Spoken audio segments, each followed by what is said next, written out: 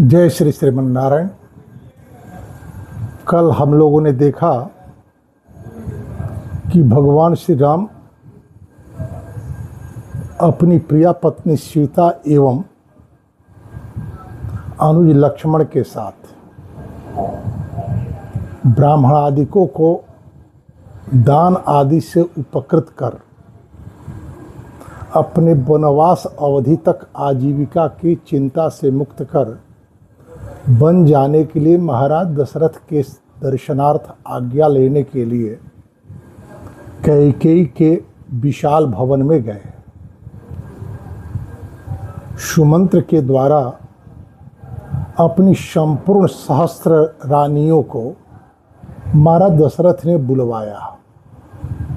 राम को गले लगाने के लिए उठे, चल नहीं सके, मूर्छित हो गए, गिर गए। स्थिति यहाँ तक हो गई कि महाराज दशरथ कैकेयी के मोह में उसे वरदान देने के कारण जो व्यामोहित हैं, ना तो कैकेयी को स्पष्ट रूप से मना कर पा रहे हैं और ना ही राम को वन जाने देना चाहते हैं।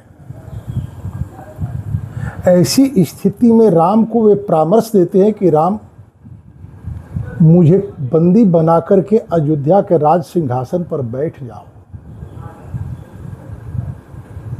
यह मोहजनित स्थिति है किसी व्यक्ति की। भला कौशल्या के द्वारा जिन संस्कारों से संपुष्ट हुए हैं राम, वे जीवन के भोग के लिए, राज्य के लिए अपने पिता के साथ ऐसा बर्ताव कर सकते हैं क्या? पर दशरथ कहते कि राम, यदि बन जाना है तो एक रात और रह जाओ, मुझे देख लेने दो अपने आप को। भगवान राम कहते कि आप एक दिन देखने की बात करते हैं, 14 वर्षों के बाद मैं आऊँगा तो आप बहुत दिनों तक मुझे देखेंगे। वह कौन सा सुख है जो कि एक दिन में आप मुझे दे पाएंगे? मुझे बन जाना ही होगा, मुझे आज्ञा दे। महाराज दशरथ और राम के इन संवादों से सुमंत्र का हृदय संतप्त हो उठा। मर्यादा नहीं है सुमंत्र की कैकेयी के बीच में बोलने की। वो मंत्री हैं महाराज दशरथ के। महाराज दशरथ से राजनीति के संबंध में जो भी बात करना चाहे कर सकते हैं, लेकिन जहां सारी मर्यादाएं पहले ही ताक पर रख दी गई हों, वहां कौन किस मर्यादा का पालन करे और क्यों करे? मर्यादा का पालन तो उसके प्रति किया जाता है जो स्वयं मर्यादा का अनुसरण करता हो। कैकेयी की जो यह मनोदशा है, उसमें उसकी दासी मंथरा की पूरी पूरी भूमिका है,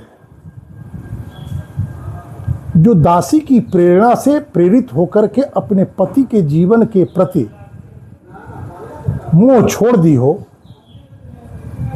उस कैकेयी के प्रति कैसी मर्यादा? सुमंत्र जी खड़े होते हैं। मन समीक्षमाणश्च सूतो दशरथस्य च कंपयन्नीव कैकेयी हृदयम वाक शरैः सचितैः। महाराज दशरथ की दशा सुमंत्र से देखी नहीं गई और बाग बाण से कैकेयी की हृदय को कंपित सा करते हुए बोलना आरंभ उन्होंने किया। सुमंत्र ने कहा, यस्यास्तव पतिस्त्यक्तो राजा दशरथ स्वयं भरता सर्वस्व जगतः अस्थावरस्य च चरस्य च न यकार्यत् तमं किंचित तव देवी विद्यते पतिघ्नि त्वां महं मन्ये कुलघ्निम् अपि चान्ततः। देवी, तुमने संपूर्ण चराचर जगत के स्वामी स्वयं अपने पति महाराज दशरथ का ही त्याग कर दिया, तब इस जगत में ऐसा कौन सा कुकर्म है जो तुम नहीं कर सकती हो? मैं तो समझता हूं कि तुम पति की हत्यारिणी तो हो ही, कुलघातिनी भी हो। महाराज तुम्हारे पालक हैं, वरदाता हैं, इनका अपमान तो न करो।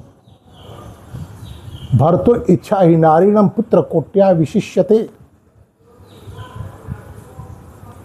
करोड़ों पुत्र एक तरफ और पति की इच्छा एक तरफ, कुलीन स्त्रियां अपने करोड़ों पुत्रों का भले ही त्याग कर देती हैं, लेकिन अपने पति के भावनाओं की उपेक्षा नहीं करती। इस कुल की मर्यादा है। जथा वयो हि राज्यानि प्राप्नुवन्ति निपक्षये इक्ष्वाकुल नाथे स्विंस ततः लोपयितुमिच्छसि। महाराज के परलोक गमन के बाद पुत्रों की अवस्था का विचार करते हुए ज्येष्ठ पुत्र ही राज्य का अधिकारी होता है। इस परंपरा का नाश मत करो। तुम्हारे पुत्र भरत राजा हो जाएं और इस पृथ्वी का शासन करें, जैसा तुम चाहती हो, ये संभव है। परंतु वयम तत्र गमिष्यामो जत रामो गमिष्यति। जहां राम जा रहे हो वहीं हम सभी चले जाएंगे। तुम्हारे राज्य में न च ते विषय कश्चित ब्रह्मणो वस्तु मर्हति तादृशम तो मर्यादम अद्य कर्म करिष्यसि। नूनम सर्वे गमिष्यामो मार्गम राम निषेवितम। कोई भी ब्राह्मण तुम्हारे राज्य में निवास नहीं करेगा। यदि तुम आज वैसा मर्यादाहीन कर्म करोगी तो निश्चित ही हम सभी लोग उस मार्ग पर चले जाएंगे जिस मार्ग का सेवन श्री राम ने किया है। संपूर्ण बंधु बांधव सदाचारी ब्राह्मण भी तुम्हारा त्याग कर देंगे। फिर इस राज्य को पाकर तुम्हें कौन सा सुख मिलेगा? तुम ऐसा मर्यादाहीन कर्म करना चाहती हो, ऐसा नहीं करना चाहिए तुझे। मुझे तो देखकर आश्चर्य हो रहा है कि इतना अत्याचार करने के बाद भी पृथ्वी का हृदय फट क्यों नहीं जाता? अथवा बड़े बड़े अमलात्मा विमलात्मा ब्रह्मर्षि अपने शाप से तुम्हें जलाकर भस्म क्यों नहीं कर देते? श्री राम को घर से निकलने के लिए तैयार खड़ी हुई जो तुम पाषाण हृदय हो, तुम्हारा सर्वनाश क्यों नहीं कर डालते? अरे कैकेयी आमरम छित्वा कुठारेण निम्बम परिचरेत तु कह यश्चैनम पयशा सिंचित नैवास्य बधुरो भवेत। आम को के वृक्ष को काटकर उसकी जगह नीम का सेवन कौन करना चाहेगा? और नीम को कोई दूध से भी सींचे तो क्या मीठा होगा क्या? कदापि नहीं होता। महाराज दशरथ जो तुम्हें खुश करने के लिए, तुम्हारे वरदान को पूर्ण करने के लिए तैयार हैं, तुम्हारे वरदान को निरुद्ध नहीं कर रहे हैं, उन्हें कौन सा सुख मिलेगा? महाराज दशरथ ऐसा क्यों कर रहे हैं, ये तो वे ही जान सकते हैं। याद करें, जब महाराज दशरथ कैकेयी के किली भोर में आए और मंथरा के षड्यंत्र का शिकार होकर कैकेयी कोप भवन में चली गई, महाराज दशरथ को अपने भवन में नहीं दिखी। महाराज दशरथ की स्थिति क्या हुई?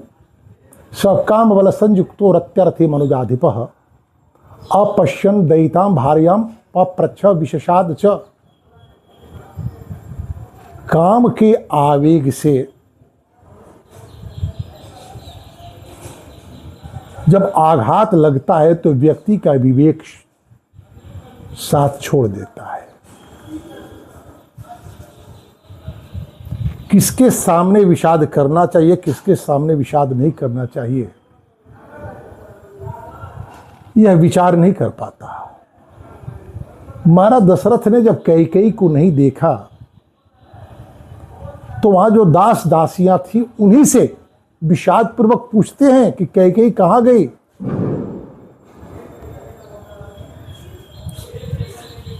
लेकिन जो आज स्थिति है, जिस काम बल के आवेग से आवेशित है महाराज और तुम्हारा हित करने के लिए प्रस्तुत हैं, लेकिन बदली हुई परिस्थितियों में उस काम के प्रति भी अब उनके मन में अनुराग रह गया है क्या? क्या अब भी उनको ऐसा लगता है कि कैकेयी को प्रसन्न कर करके वे काम का भोग भोग सकते हैं?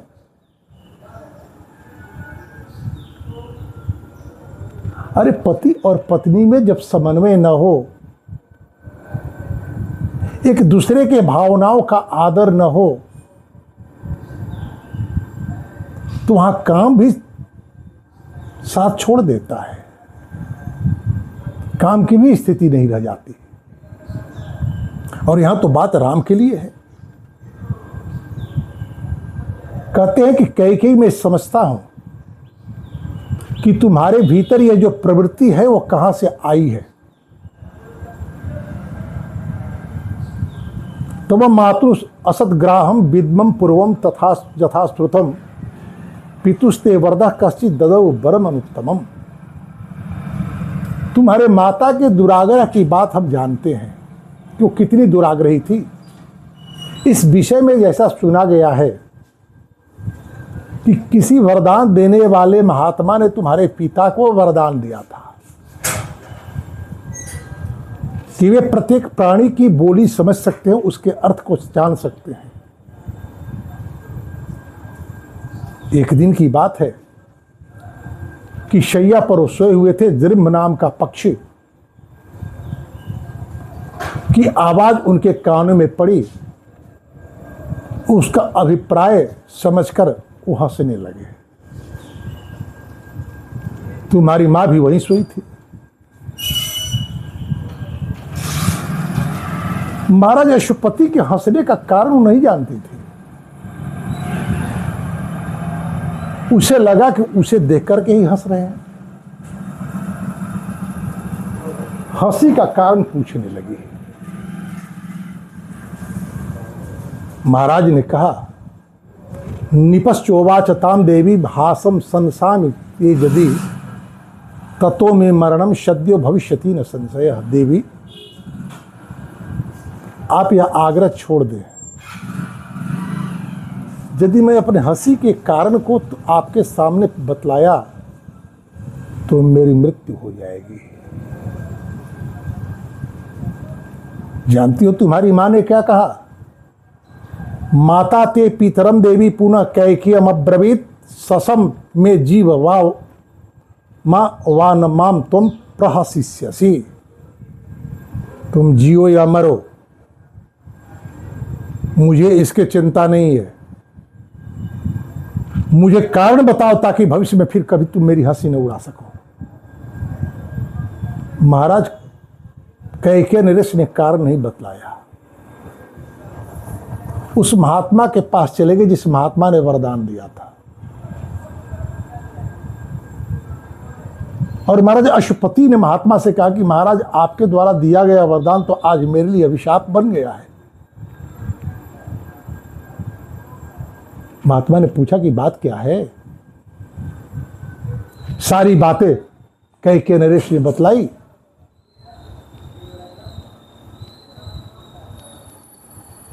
महाराज अशुपति की बातों को सुनने के बाद ततः स वरद साधु राजानम प्रत्यभाषत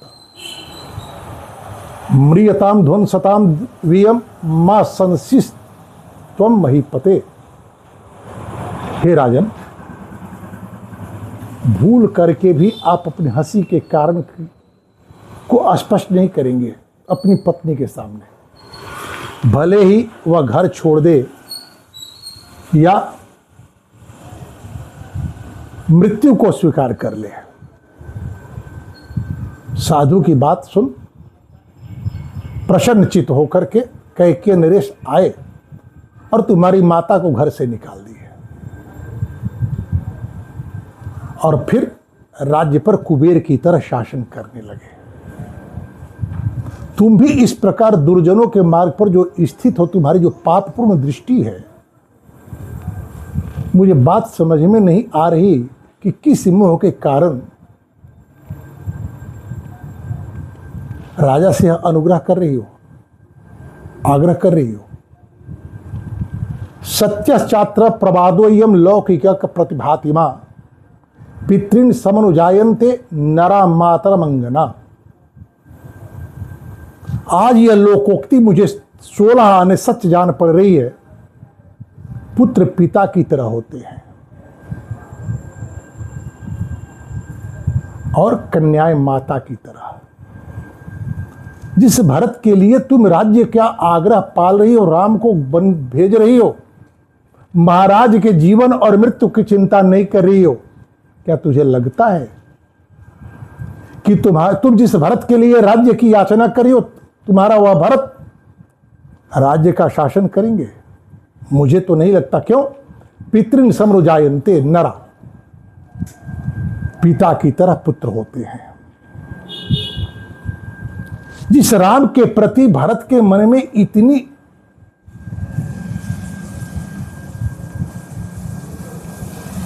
निष्ठा, इतना प्रेम है, इतना अनुराग है, क्या उस राम के प्रति भरत के मन में कोई भाव नहीं होगा क्या? आगे हम लोग देखेंगे भरत ने क्या जवाब दिया। नयम पाप संकल्पे पापे पापम त्वया कृतम शक्तो धरयितुम पौरे अश्रु कंठे निरीक्षति। अरे देवी पापिनी, तुम चाहती हो कि तुम्हारे पाप का मैं सहभागी हो जाऊं, स्वभोगी हो जाऊं, और अयोध्या की प्रजा अपने आंखों में आंसू भरकर मेरी ओर देखे? नहीं, मुझे यह राज्य नहीं चाहिए।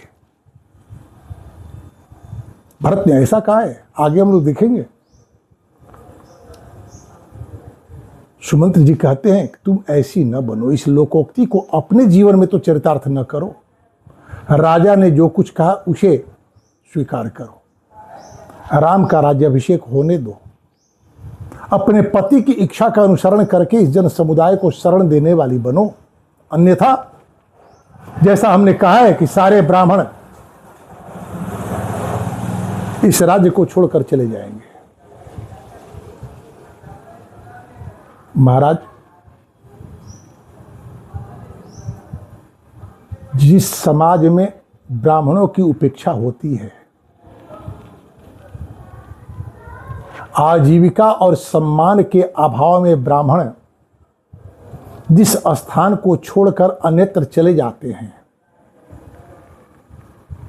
उस स्थान की संस्कृति लुप्त हो जाती है। आज यह बात बड़े जोर शोर से कही और सुनी जाती है कि आर्य बाहर से आए हैं, एक हमारे बड़े भाई की तरह ही हैं।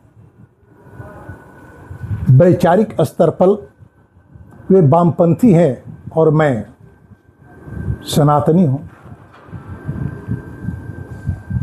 उनसे हमने पूछा, वो हिंदी के प्रोफेसर रहे हैं, कि जब आप कहते हैं कि बाहर से आर्य आए हैं, तो इस देश का खंड का नाम आर्यावर्त कैसे पड़ा? आवर्त का अर्थ होता है घेरा। तो यदि आयातित कहेंगे आप आर्यों को, बाहर से आए हुए हैं, तो इस घेरे को बाहर से घेरे हुए हैं, तो आर्यावर्त के दक्षिण द्रविड़ में भी आर्य रहे होंगे, आर्यावर्त के पूरब में मगध में भी आर्य रहेंगे। लेकिन ऐसा नहीं देखा जाता। जो भौगोलिक व्याख्या बतलाई गई है आर्यावर्त की, वह इस प्रकार है कि सोन के उत्तर और पश्चिम, विंध्य के उत्तर, हिमालय के दक्षिण और सिंधु के पूर्वी भाग को आर्यावर्त कहते हैं। सांस्कृतिक परिभाषा दी गई है आर्यावर्त की कि जिस भूभाग में श्यामा मृग निर्भीक होकर स्वच्छंद विचरण करते हों, उसे आर्यावर्त कहते हैं। आज डीएनए की बात हो रही है कि आर्यों के डीएनए और पश्चिम मध्य एशिया के लोगों के डीएनए एक ही है। होंगे क्यों नहीं? मानवीय जीवन का आरंभ भारत के सरस्वती ह्रद के किनारे हुआ है। जनसंख्या बढ़ी, जैसा कि हम सभी जानते हैं श्रीमद् भागवत के अनुसार कि महाराज पृथु संपूर्ण पृथ्वी के चक्रवर्ती सम्राट थे। उन्होंने ही अपने पुत्रों के बीच संपूर्ण पृथ्वी को 7 भागों में बांटकर शासन करने की सुविधा दी। अर्थात आर्यावर्त की आर्य जातियां ही कालक्रम में आर्यावर्त से दूर गई पश्चिम के देशों में। यदि व्यवहारिक रूप से इसकी चर्चा की जाए तो बढ़ती हुई जनसंख्या आजीविका के विस्तार की अपेक्षा रखती है। अन्य भूखंडों में जाकर के आजीविका की व्यवस्था करने की योजना बनाई। जाते समय ब्राह्मणों को नहीं लिए, क्योंकि ब्राह्मण शारीरिक कार्य नहीं करते, केवल और केवल ये बौद्धिक श्रम करते और समाज को आचार्य का उपदेश दिया करते हैं। आजीविका की खोज में जाने वाले लोगों को ब्राह्मणों के उपदेश की आवश्यकता नहीं थी और आजीविका विस्तार में ब्राह्मण शारीरिक सहायक नहीं हो सकते, तो ब्राह्मणों को छोड़कर चले गए। परिणाम क्या हुआ? कालक्रम में धीरे धीरे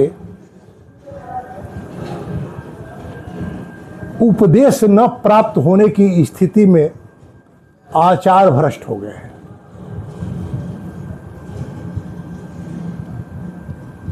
और मलेच्छत्व को प्राप्त हो गए। तो डीएनए तो एक होगा ही होगा।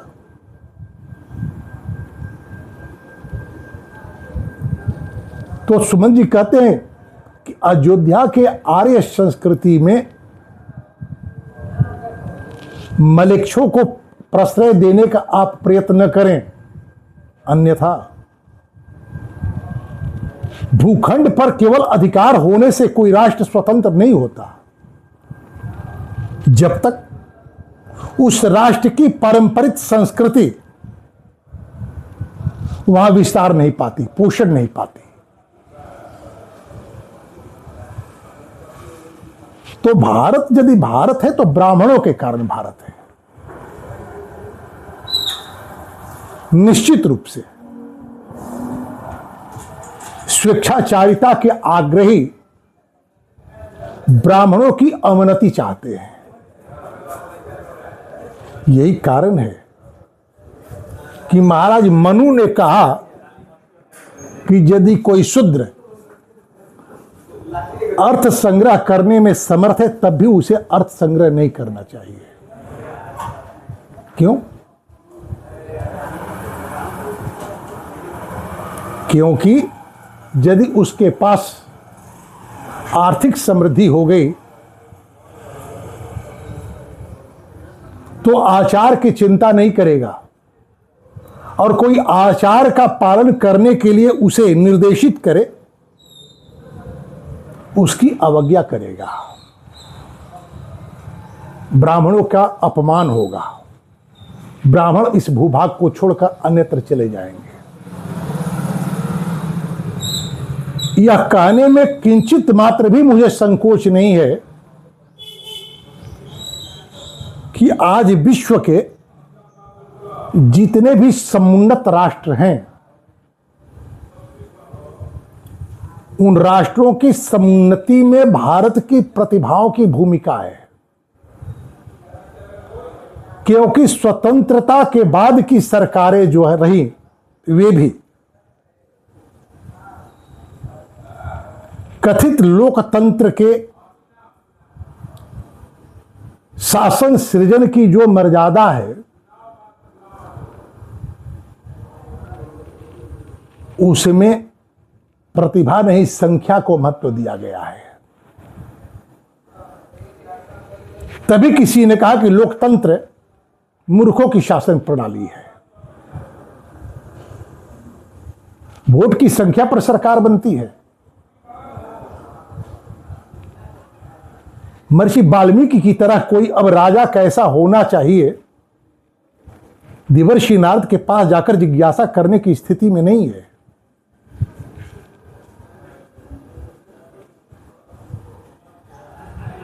परिणाम क्या हुआ? बहुसंख्यक लोग मुझे ही मत दें, मैं ही सरकार बना सकूं, इसके लिए प्रतिभाओं की उपेक्षा करते हुए उन मूर्खों के भीतर महत्वाकांक्षा जगह स्वेच्छाचारी बनने का अवसर दिया गया। राजा का कर्तव्य यह होना चाहिए कि प्रजा वर्ग की आवश्यकताओं की व्याख्या करे और जिसकी जैसी आवश्यकता है वैसा संसाधन उसे उपलब्ध कराए। लेकिन यह आवश्यकताओं की व्याख्या नहीं, यहां तो महत्वाकांक्षाओं को हवा दी जाती है। परिणाम क्या हुआ कि भारत की प्रतिभाएं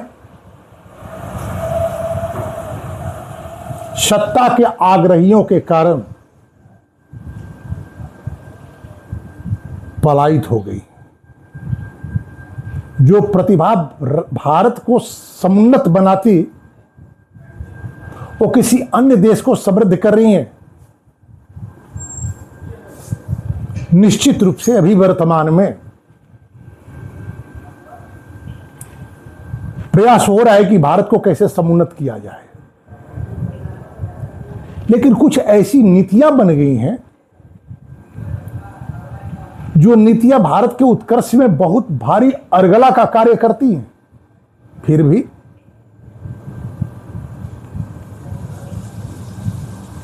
जहां बहुमत से सरकारें बनती हैं और गिरती हैं, वहां उन नीतियों को पूर्णतया समाप्त कर भारत के उत्कर्ष का मार्ग प्रशस्त करना किसी राष्ट्रवादी सरकार के लिए भी दुष्कर है।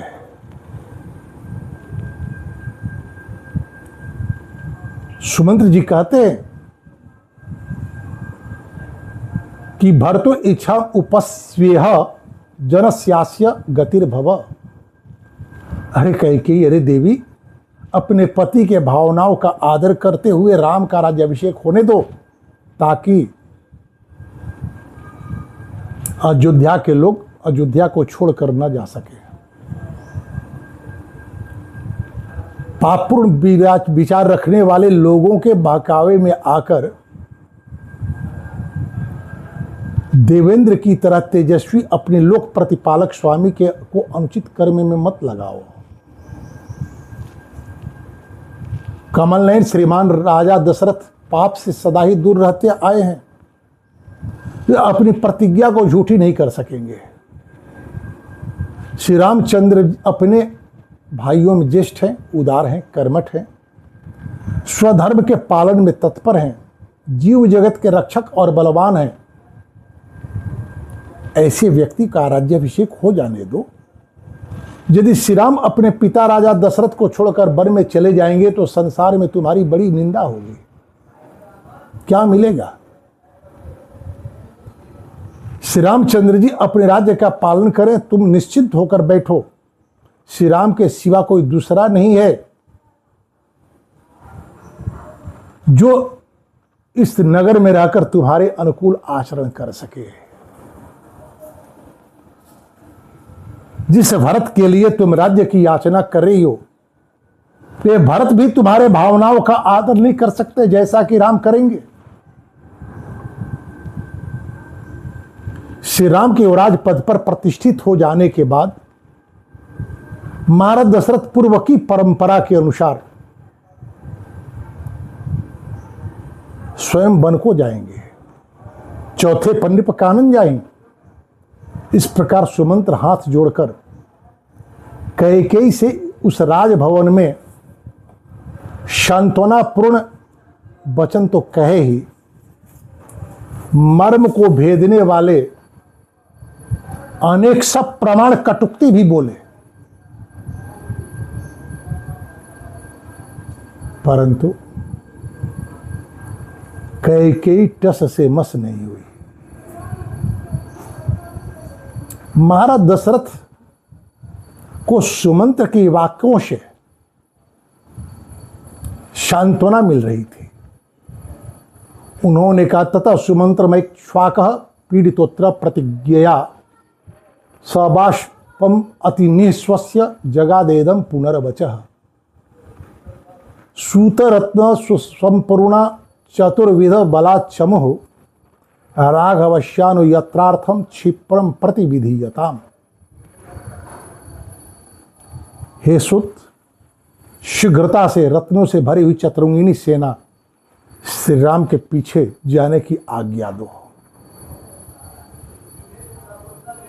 आज्ञा दी जा पा रही है या कैकेयी अवरोध उत्पन्न करती है, इस संबंध में हम लोग कल देखेंगे। जय श्री नारायण। धन्यवाद।